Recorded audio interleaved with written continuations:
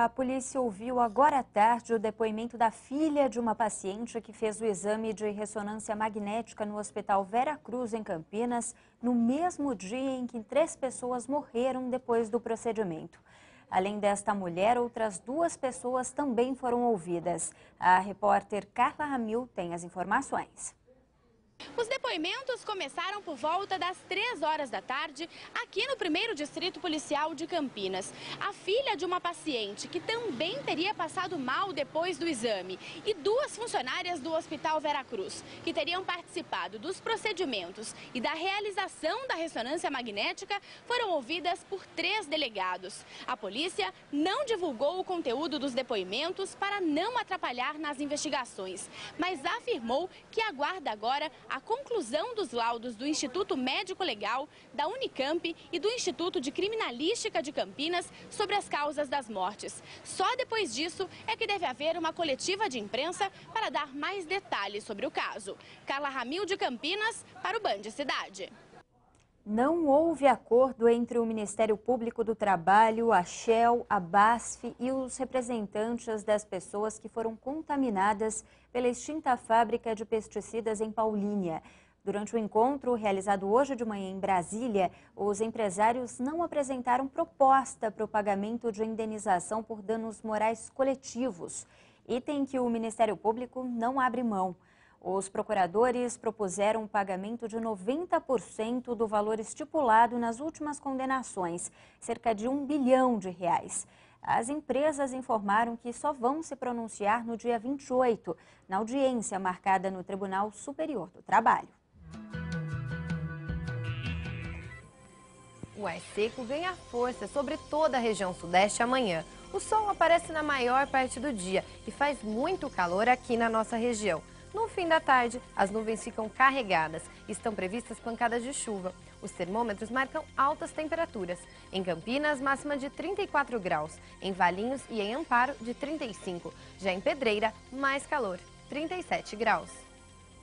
E com tanto calor é preciso ficar atento à quantidade de água ingerida para evitar um problema que atinge cerca de 15% da população brasileira, o cálculo renal. Um levantamento divulgado pela Secretaria Estadual de Saúde confirma. No verão, o índice de pedras nos rins aumenta 30%. No início de 2012, depois de realizar exames de rotina, Celso descobriu que tinha 2 pedras em um dos rins. Por elas ainda serem pequenas e estarem paradas dentro do órgão, na época o médico optou por não realizar nenhum tipo de procedimento. Um ano depois, as pedras já atingiram 1,5 cm. E agora, com muitas dores, ele vai passar por cirurgia. A dor começou, foi terrível, passei por horas tentando amenizar, fui para o hospital e retornei para casa medicado. E, bem, isso na sexta-feira, retornou, teve crise, tive que voltar para o hospital, onde foi feito todos os procedimentos até me colocarem um duplo J, que é um catéter. E para amenizar meu problema até o procedimento cirúrgico. Igual ao representante comercial, muitas pessoas sofrem com o problema, principalmente neste período mais quente do ano. De acordo com o levantamento da Secretaria de Estado da Saúde, os casos de pedras nos rins crescem cerca de 30% no verão. As principais causas são o aumento na transpiração e a queda no consumo de líquidos. Consequentemente, ele vai acontecer o quê? Uma concentração da urina.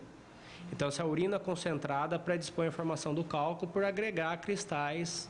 Então, a urina concentrada, é lógico que existem outros fatores, predisposição genética, algumas alterações do metabolismo da pessoa que predispõe a formação do cálculo. De dezembro a março, o especialista recebe uma procura aproximadamente 20% maior de pessoas com cálculo renal do que nos demais meses do ano. Em muitos dos casos, o problema é descoberto por meio de exames e é feito o acompanhamento.